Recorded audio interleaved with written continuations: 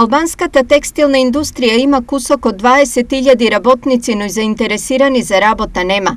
Големата празнина таму се пополнува со увоз на работна сила која главно доаѓа од Филипините. Во последниве години, оваа индустрија се соочува со големи тешкоти во кадровската екипираност.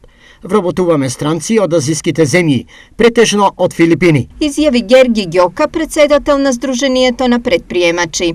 Дали конечно не е време и македонскиот текстил да се спасува со странци поради иселувањето? Јас би рекол не само текстил, ние треба да спасуваме и градежништвото и земјоделието и голем дел од преработувачката индустрија. Ние во суштина, ако не го либерализираме начинот на вработување на странци, ние ќе останеме ефтин без работна сила. Значи тоа мора да се направи што побрзо. Но не само иселувањето е единствената причина што предприемачите од овој сектор не наоѓаат работници. Платите се ниски, некаде се работи долго, а условите често не се добри. Работниците не можат достоинствено да живеат со сегашните плати од текстилните фабрики. Велат од синдикатот.